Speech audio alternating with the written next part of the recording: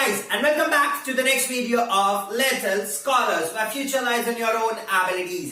Guys, आज हम बना रहे हमारा वीडियो नंबर 105, जिसके अंदर हम लोग आज ह्यूमन आई का एक और इंपॉर्टेंट टॉपिक करने वाले हैं. ऑफ कोर्स आपको पीछे बोर्ड पे दिख रहा होगा that I am just talking about topic which is a prism, a glass prism. और इसके बाद हम लोग बात करेंगे about internal refractions, rainbows formations and all these things. और उसके बाद एक टॉपिक और बचेगा हमारा इस चैप्टर में, दैट इज व्हाट एटमॉस्फेरिक रिफ्रैक्शंस. तो इससे पहले दो वीडियो के अंदर हम लोगों ने बात करी थी किसके बारे में, ह्यूमन आई के बारे में. ठीक है, कौन कौन से डिफेक्ट्स हो सकते हैं ह्यूमन आई के अंदर. ठीक है, लास्ट वीडियो के अंदर मैंने वो डिस्कस किया था आप लोगों से. और साथ में हम लोगों ने ये भी देखा था कि एग्जाम पॉइंट ऑफ व्यू से वीडियो नंबर 104 कितना ज्यादा इंपॉर्टेंट है. बहुत ज्यादा इंपॉर्टेंट था एग्जाम पॉइंट ऑफ व्यू से वीडियो नंबर 104, क्योंकि एक 4-5 नंबर का क्वेश्चन, 4 से 5 नंबर का क्वेश्चन, उससे 100% इस बार फ्रेम होना ही होना है. ठीक है, वो चीज आपको 100% मिलेगी इस बार के सीबीएसई बोर्ड एग्जाम्स के अंदर. ठीक है, तो चलिए हम लोग आज का वीडियो स्टार्ट करते हैं with a prism. Actually prism क्या है? ठीक है, देखिए प्रिज्म हम सब लोगों ने देखा है कि a kind of a transparent medium, एक ट्रांसपेरेंट मीडियम होता है जिससे हम लोग लाइट को पास करते हैं. ठीक है, diamond is also kind of a prism. ठीक है, राइट. ग्लास स्लैब्स देखते हैं, बट ग्लास स्लैब रेक्टेंगुलर होती है. ठीक है ना, हम लोग यहाँ पे एक ट्राइंगुलर शेप की बात करेंगे. जस्ट अ मिनट, मैं आपको एक ट्राइंगुलर शेप दिखाता हूं कि प्रिज्म एक्चुअली दिखेगा कैसे. एक्चुअल प्रिज्म तो नहीं है, बट फिर भी मैं आप लोगों को एक चीज दिखाता हूं. ओके गाइस, ये देखिए, हम लोग इससे प्रिज्म जनरेट करते हैं. हमने क्या करा, this is actually a prism. ठीक है, आप देख सकते हैं आराम से, ये प्रिज्म है. ये एक फ्रंट ट्राइंगुलर पार्ट, ये बैक में भी एक ट्राइंगुलर पार्ट. ठीक है, यहां पर एक रेक्टेंगुलर सेक्शन और यहां पर भी एक रेक्टेंगुलर सेक्शन, और इसका बॉटम भी क्या होगा, रेक्टेंगुलर सेक्शन. ठीक है, और ये दो साइड्स के बीच में जो यहां पर एंगल बन रहा है, this particular angle is known as angle of prism. तो अगर मुझसे कोई पूछे what actually is a prism, तो हम क्या बोलेंगे कि प्रिज्म एक ग्लास है. ठीक है, एक ट्रांसपेरेंट मीडियम की बनी हुई चीज है जिसके अंदर दो ट्राइंगुलर होते हैं अपोजिट साइड्स पे, अपोजिट फेसेस पे, और एक, दो और तीन रेक्टेंगुलर बेसेस होते हैं. ठीक है, राइट. और इन दोनों फेसेस के बीच का ये जो एंगल है, ठीक है, this particular angle is known as angle of prism. और इसको हम किससे डिनोट करते हैं, ए से डिनोट करते हैं. ठीक है, राइट. और जब भी लाइट रे आइदर यहां से यहां से हम जनरली यहीं से पास करेंगे, तो जब भी लाइट रे यहां से इंसिडेंट होती है तो ये एक ट्रांसपेरेंट मीडियम की तरह बिहेव करता है. और जब लाइट यहां से पास होके यहां से निकलेगी, तो हम लोगों को जो पैटर्न मिलेगा, जो सीक्वेंसेस मिलेंगे, ठीक है, वो रिफ्रैक्शन के लॉ के अकॉर्डिंग मिलता है. यानी कि जब भी लाइट रे इससे पास करती है, ये एक मीडियम की तरह बिहेव करेगा. ठीक है, और पास होने के बाद हम लोगों को रिफ्रैक्शन यानी कि बेंडिंग ऑफ लाइट रेज और बैंडिंग ऑफ लाइट रेज मिलेगी जब भी लाइट रेज से क्या करेगी, पास करेगी. ठीक है, इज दैट ओके? तो चलिए एक प्रिज्म काम कैसे करता है हम वो देखते हैं नेक्स्ट थिंग. ठीक है, राइट. देखिए, what is prism? It is a transparent object made up of glass having two triangular ends and the 3 rectangular sides. Number 1 point. Second, the angle between the opposite faces. Here are the opposite faces. ये जो point है, this is known as angle of prism and it is denoted by A. किससे denote किया जाता है? ये ए से denote किया जाता है. और जब भी लाइट रे से पास होगी, it band towards the base. ठीक है, चलिए अब हम लोग प्रिज्म के सारे कैरेक्टरिस्टिक्स को देखना स्टार्ट करते हैं. नंबर 1, मैंने यहां से एक लाइट रे को इंसिडेंट किया. ठीक है, at some particular angle, this is known as incident ray. ठीक है, राइट. हम यहां पे एक नॉर्मल ड्रॉ करते हैं. राइट. रेयर मीडियम से डेंसर मीडियम की तरफ जाएगी. रेयर मीडियम से डेंसर मीडियम की तरफ जाएगी, और whenever a light ray travels from a rare to denser it bend towards normal, और ये नॉर्मल की तरफ, दिस इज नॉर्मल, ये नॉर्मल की तरफ बैंड करेगी, और ये इस तरीके से इसकी क्या होगी, बैंडिंग होगी। ठीक है, सपोज कीजिए ऐसे बैंडिंग थी, या थोड़ी सी बैंड हो जाती है, तो हम इसको हल्का सा टिल्टेड ले लेते हैं। ठीक है, ये लाइट रे बैंड हो गई। This is incident ray, this is refracted रे। एक्चुअली इस इंसिडेंट रे को जाना कैसे चाहिए था वो भी निकालते हैं, क्योंकि वो एक बहुत इंपॉर्टेंट सा कंसेप्ट है हम लोगों के लिए। चलिए, इंसिडेंट रे को ऐसे जाना चाहिए था। ठीक है, this is the projected path of incident ray. अब अगेन जब ये वापस से गई, ठीक है, जब ये वापस से जाएगी तो it travels from, now it travels from what, denser medium to rare medium. ठीक है, right, and it bends away from normal, और ये लाइट रे इस तरीके से बैंड होके चली जाएगी। हम ऐसे बोल सकते हैं, या ये पॉइंट ये रहा, ये लाइट रे बैंड होके चली गई। This is what, this is known as emergent ray. ये कौन सी रे कहलाती है, इमर्जेंट रे कहलाती है। ठीक है, तो देखिए दोनों केसेस में जो लाइट रे है वो बेस की तरफ बैंड होगी।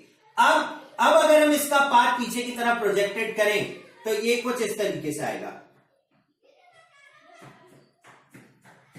ठीक है, राइट, और ये जो एंगल बन रहा है, the expected path of the incident ray and the expected path of the emergent ray, this is known as angle of deviation. के यानी कि लाइट रे को जाना ऐसे चाहिए था, और लाइट रे यहां गई, तो ये जो एंगल बन रहा है इन दोनों के बीच का, this particular angle is known as angle of deviation. यानी कि लाइट रे अपने ओरिजिनल पाथ से इतना ज्यादा क्या हो गई है, डेविएट हो गई है। ठीक है, this is how the lens work, और we can say the prism work.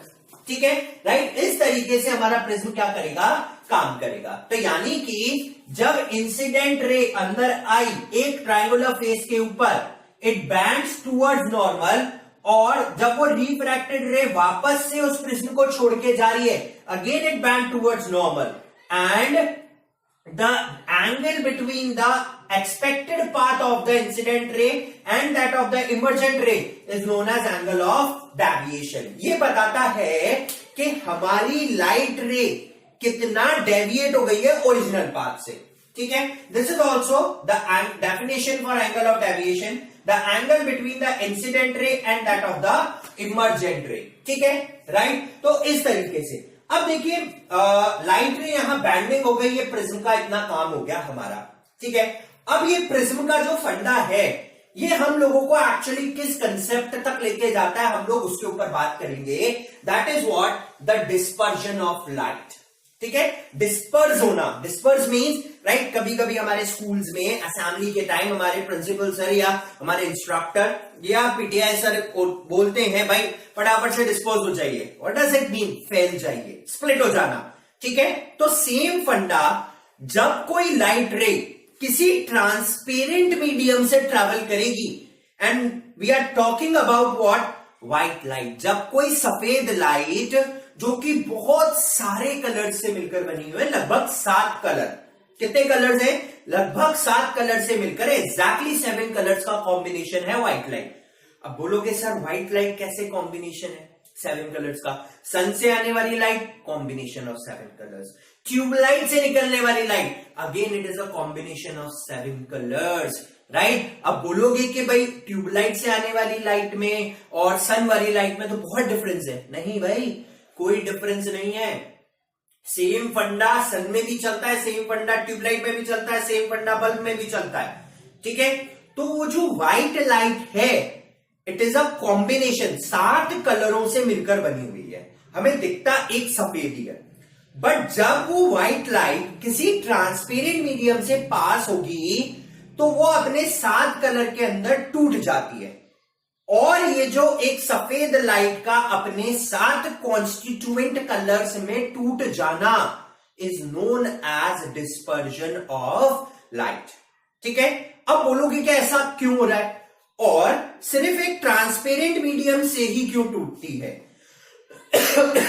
किसी और मीडियम से क्यों नहीं टूट सकती? ठीक है, राइट। ऐसे तो हम एयर से बहुत सारे वाटर वेपर्स के पार्टिकल्स हैं, बट वो टूटती क्यों नहीं है? हमें बैंड्स ऑफ 7 कलर्स दिखता क्यों नहीं है? ठीक है ना, राइट। कभी आपने ऐसा नोट किया है कि हमने एक स्केल लिया और हम यहां से लाइट डाल रहे हैं, यही लाइट आ रही है और हम स्कूल को थोड़ा सा रोटेट कर रहे हैं और आपको मिलेगा कि आपको 2-3 कलर दिख रहे हैं अलग अलग आपकी कॉपी के ऊपर। ठीक है, वो 2-3 कलर ही विजिबल क्यों हुए? 7 कलर्स क्यों नहीं विजिबल हुए? हम छोटे थे तो हम क्या बोलते हैं, देखो मम्मी जादू किया मैंने। क्या जादू किया? देखो यहां से सफेद लाइट आ रही है और जैसे इस कांच से निकली ये 2-3 कलर की हो गई, वाह। ठीक है, और हम लोग हमारे दोस्तों को भी जाके बताते थे कि देखो मैंने आज ऐसा किया। वो actually it is a phenomena of light which is known as dispersion. ठीक है, ऐसा क्यों हुआ? अब उसके मेन रीजन पे चलते हैं। देखिए, हर लाइट की अपनी एक वेवलेंथ होती है ना। 9th क्लास में हमने साउंड चैप्टर पे पढ़ा था। हर लाइट की अपनी एक वेवलेंथ होती है और हर एक लाइट अपनी पर्टिकुलर स्पीड से ट्रेवल करती है हर एक मीडियम में। अगर मैं बात करूं कि येलो लाइट और रेड लाइट है, येलो लाइट अलग स्पीड से चलेगी और रेड लाइट अलग स्पीड से चलेगी। जो तेज चलेगी वो सबसे पहले पहुंचेगी और उसका डेविएशन भी सबसे कम होगा, और जो धीरे धीरे चलेगी जिसकी स्पीड कम होगी उसके अंदर डेविएशन भी ज्यादा होंगे ओरिजिनल पाथ से और सबसे लेट भी पहुंचेगी।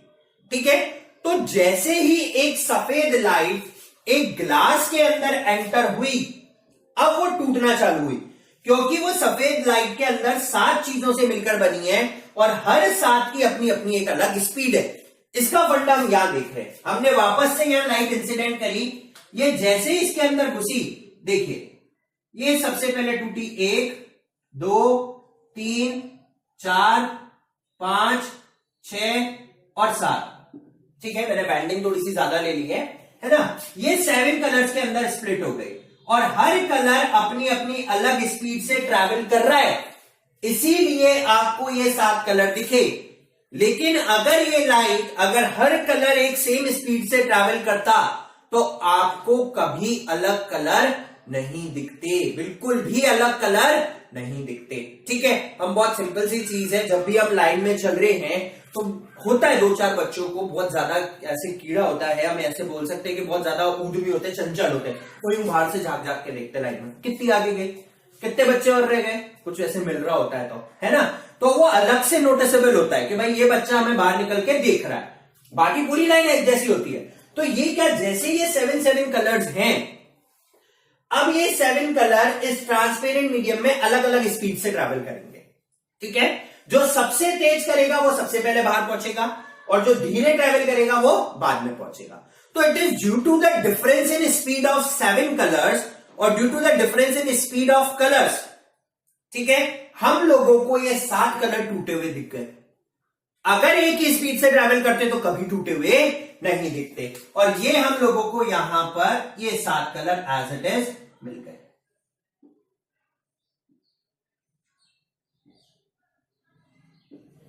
राइट, ये हम लोगों को 7 कलर्स मिल गए। इसकी थोड़ी सी स्लाइड बैंडिंग कर देता हूं, दिस विल हेल्प यू।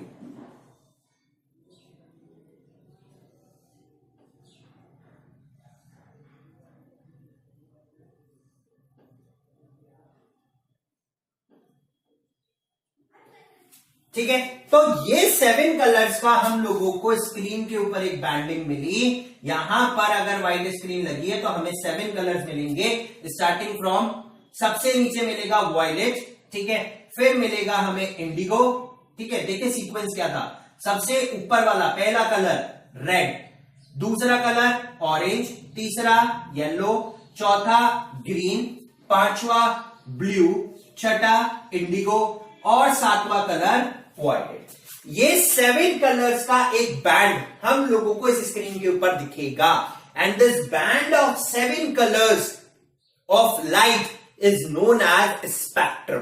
ठीक है, यहां पर आपके लिए 7 कलर्स के मैंने सीक्वेंसेस लिखे हैं। तो डिस्पर्जन क्या है, एक सफेद लाइट का टूटना जब भी किसी ट्रांसपेरेंट मीडियम से ट्रैवल होती है। इसके लिए दोस्तों देखो, प्रिज्म लिखना जरूरी नहीं है, क्योंकि प्रिज्म ही एक ट्रांसपेरेंट मीडियम नहीं है। ऐसे मिलियंस ऑफ ट्रांसपेरेंट मीडियम मिलेंगे, नेचुरल ट्रांसपेरेंट मीडियम्स भी हैं एटमॉस्फेयर के अंदर। वाटर ड्रॉपलेट्स हर पॉइंट पे ट्रांसपेरेंट मीडियम की तरह बिहेव करती है, ठीक है। इनटू इट्स कॉन्स्टिट्यूएंट्स, उसके अंदर पहले से ये 7 कलर होते हैं, लेकिन एटमॉस्फेयर के अंदर लाइट एक ही स्पीड से ट्रैवल करती है, इसीलिए मुझे वो 7 कलर्स अलग नहीं दिख रहे, ठीक है। Of 7 colours on passing through the transparent medium. Transparent medium से ट्रैवल करेंगे जब दिखेंगे। अब बोलोगे सर वाटर ड्रॉपलेट्स तो पूरे एयर में है कि नहीं, ह्यूमिडिटी नाम की चीज, तो फिर तो पूरी एयर सतरंगी होनी चाहिए थी। कैसी होनी चाहिए?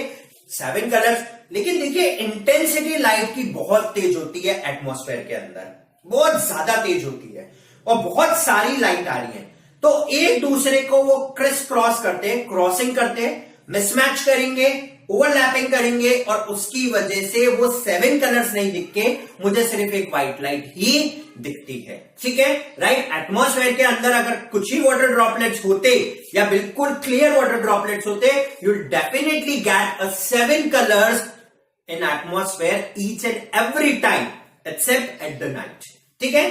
चलिए, so now this is dispersion, these are the sequences of colour, red, orange, yellow, green, blue, indigo and violet. हम पढ़ेंगे कैसे, फर्स्ट लेटर ले लिए, नीचे से ऊपर याद करना इजी है।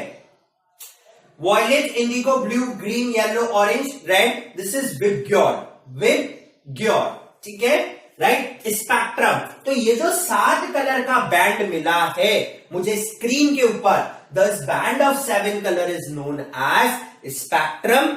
और ये जो बैंड है ये पूरा का पूरा विजिबल रेंज कहलाता है, जिसकी वेवलेंथ होती है 400 नैनोमीटर टू 700 नैनोमीटर,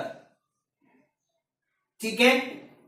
सबसे ज्यादा वेवलेंथ सबसे ऊपर वाले की, सबसे कम वेवलेंथ सबसे नीचे वाले की, ठीक है। This is a visible range region, different colours travel with different speed in the medium, ठीक है, राइट। लीस्ट डेविएटेड, सबसे कम डेविएशन आपको रेड कलर में मिलेगा, लीस्ट डेविएटेड रेड कलर, ठीक है। इसकी वेवलेंथ सबसे ज्यादा, ठीक है ना, that is from 660 nanometre to 700 nanometre. Wavelength सबसे ज्यादा, फ्रीक्वेंसी सबसे कम, इसीलिए इसके अंदर सबसे कम डेविएशन मिला, ठीक है। जिसकी वेवलेंथ ज्यादा होगी डेविएशन ऑटोमेटिकली कम क्रिएट होगा। Maximum deviated is violet, 400 nanometre to 440 nanometre, ये पूरा विजिबल रेंज है। दिस इज लैम्डा, लैम्डा कम, इसकी फ्रीक्वेंसी सबसे ज्यादा, ठीक है, राइट। अच्छा, दूसरी चीज, एक चीज और नोटिसेबल है आपके लिए, देखिए सिर्फ ये 7 कलर ही आप देख सकते हो। आपने कभी gamma rays, alpha rays, beta rays, infrared rays तो हम रिमोट चलाते हैं दिखता है, एसी का रिमोट ऑन किया दिखना चाहिए कि यहां से सिग्नल गया एसी तक, नहीं, मुझे वो सिग्नल नहीं दिखता। इट मीन्स कि ये सिर्फ ये 7 कलर का एक ऐसा बैंड है जो मैं मेरी आंखों से देख सकता हूं, विजिबल कर सकता हूं। अगर इसके अलावा और कोई लाइट रेज आई तो वो हम नहीं देख पाते, तो this also known as visible range, ठीक है। One more thing is that कि अगर मैं यहां पे एक प्रिज्म उल्टा रख दूं, कैसा प्रिज्म रख दूं, उल्टा प्रिज्म रख दूं, it is something like this, और ये 7 कलर्स वापस से इसमें री एंटर हो रहे हैं, राइट। तो अब जो मुझे एक स्पेक्ट्रम मिलेगा, ये यहां पे सिर्फ एक व्हाइट लाइट ही मिलेगी, सिंगल लाइट। तो अब एक चीज यहां पे लॉजिक क्रिएट कर सकते हैं कि हो सकता है एटमॉस्फेयर में ये वाटर ड्रॉपलेट्स हो और 7 कलर्स बन रहे हो, लेकिन हो सकता है ये वाटर ड्रॉपलेट भी प्रेजेंट है जो इसके 7 कलर्स को वापस से एक व्हाइट लाइट के अंदर कन्वर्ट कर रहा है। तो इसीलिए एटमॉस्फेयर सतरंगी नहीं दिखते, हम लोगों को व्हाइट कलर का दिखता है। This is also known as recombination of light, ठीक है। तो हम एक प्रिज्म सीधा रखें, दूसरा प्रिज्म उल्टा रखें, तो वो जो व्हाइट लाइट पहले प्रिज्म में एंटर हुई थी, दूसरे प्रिज्म से वापस से व्हाइट लाइट ही निकलेगी, ठीक है, right. Now this is something about prism, dispersion of light. अब चलते हैं हम लोग अगले, रेनबो का फॉर्मेशन। उससे पहले पढ़ेंगे एक इंपॉर्टेंट सा टॉपिक, छोटा सा, that is total internal total internal reflection क्या होता है? टोटल इंटरनल रिफ्लेक्शन के अंदर लाइट रे जाएगी, इंसिडेंट होगी और वापस से उसी मीडियम में आ जाएगी। बोले सर रिफ्रैक्शन पढ़ रहे थे, रिफ्लेक्शन पे कैसे पहुंच गए? ठीक है, this is reflection, total internal reflection, यानी कि लाइट रे जाएगी, घूमेगी, वापस आना चाहिए था, दूसरे मीडियम में जाना चाहिए था, वो लौट के वापस उसी मीडियम पे आ जाएगी। That is known as total internal reflection. ये होगा कब? अब वो पढ़ना देखते हैं पहले, यहां डायग्राम से आपको सब समझ में आ जाएगा। मान लीजिए एक कंडीशन नेसेसरी होती है। नेसेसरी कंडीशन क्या है पहले बता देता हूं। डेंसर से रेयर मीडियम में जानी चाहिए। मान लीजिए पानी से दूसरे में जा रही है, एयर में। ये इंसिडेंट एंगल था, यहां पे इंसिडेंट हुई, ठीक है, this is angle of incident. मान लीजिए डेंसर से रेयर में पहुंची तो बैंड अवे फ्रॉम नॉर्मल, ये इस तरीके से गई। अब देखो धीरे धीरे क्या इंक्रीज होगा। अगर मैं धीरे धीरे एंगल ऑफ इंसिडेंस इंक्रीज करता हूं, मैं यहां से इस एंगल को इंक्रीज करता हुआ ऊपर तक जा रहा हूं, तो क्या होगा, ये जो रिफ्रैक्शन का एंगल है ये भी इंक्रीज होगा ऑटोमेटिकली, और जब ये रिफ्रैक्शन का एंगल इंक्रीज होगा तो ये नीचे आएगा। ठीक है, अब देखिए यहां पर किस तरीके से ये काम होगा। ठीक है, मैं यहां पे इसका डायग्राम यहां बना रहा हूं। ठीक है, ये मैंने एंगल ऑफ इंसिडेंट इंक्रीज कर दिया। पिछले बार से यहां कंपेयर करोगे तो एंगल ऑफ इंसिडेंस इंक्रीज हो गया, और ये वापस से रिफ्रैक्शन का एंगल भी इंक्रीज हो गया, और ये कितने डिग्री हो गया सरफेस के रिस्पेक्ट में? 90 डिग्री। तो देखिए जैसे ही मैंने एंगल ऑफ इंसिडेंस इंक्रीज किया, रिफ्रैक्शन का एंगल भी इंक्रीज हुआ। अभी रिफ्रैक्शन हो रहा है, रिफ्रैक्शन रिफ्लेक्शन पे चेंज होगा, ये एंगल हुआ increase and it becomes 90 degree. This particular angle is known as critical angle, ये लिखा क्रिटिकल एंगल, और इसको डिनोट करेंगे हम IC से। मतलब क्या हुआ, वो एंगल ऑफ इंसिडेंस जिसके लिए एंगल ऑफ रिफ्रैक्शन 90 डिग्री बन जाएगा with respect to normal on the surface आ जाएगा, that particular angle is known as critical angle. और अब अगर मैं इससे एंगल ऑफ इंसिडेंस और इंक्रीज करता हूं तो ये लाइट रे वापस से बेंड हो जाएगी अंदर की तरफ। तो मतलब रिफ्रैक्शन परफॉर्म करना चाहिए था, लेकिन क्या होगा, रिफ्लेक्शन होगा। तो देखिए मैंने ये और एंगल ऑफ इंसिडेंस इंक्रीज किया, जैसे ही और एंगल ऑफ इंसिडेंस इंक्रीज हुआ, ये लाइट रे बाहर नहीं जाके कहां आ गई, वापस से अंदर आ गई, and this is angle of refraction. देखो गई भी वाटर से, लौट के भी वाटर में आ गई। इस पॉइंट पे जो रिफ्लेक्शन नहीं बोल के, हम लोग रिफ्रैक्शन नहीं बोल के रिफ्लेक्शन बोलेंगे, क्योंकि लाइट रे वाटर में से गई थी और लौट के वापस वाटर में ही आ गई। This is known as total internal reflection, right, ये कहलाता है। तो when the angle of incidence of light is greater than the critical angle, critical angle से भी बड़ा कर दो एंगल ऑफ इंसिडेंस को, तो लाइट वापस से उसी मीडियम में ट्रेवल हो जाएगी। That is known as total internal reflection. Necessary condition is light travels from denser to rare, angle of incidence must be greater than critical angle, and critical angle क्या होता है, वो एंगल ऑफ इंसिडेंस जिसके ऊपर refraction 90 degree हो। ठीक है, और यही पूरा फंडा रेनबो के अंदर फॉलो होगा। तो रेनबो के अंदर क्या है, व्हाट इज रेनबो? वो जो आर्क ऑफ 7 कलर जो हमें एयर के अंदर, एटमॉस्फेयर के अंदर दिखता है at the time of rainfall. Rainfall के समय क्यों? देखो पहली चीज, वाटर ड्रॉपलेट्स एयर में बहुत ज्यादा इंक्रीज हो जाती है, नंबर 1। सेकेंड चीज कि जितना भी डस्ट पार्टिकल होता है एटमॉस्फेयर में, वो सब नीचे फेल डाउन हो जाता है बारिश के साथ साथ, तो बिल्कुल एटमॉस्फेयर क्लियर हो जाता है और बारिश की बूंदे। और अगर उसी समय सन आ जाए तो हम लोगों को क्या रेनबो फॉर्मेशन दिखने के चांसेस हैं, लेकिन कब? जब टोटल इंटरनल रिफ्लेक्शन परफॉर्म हुआ हो।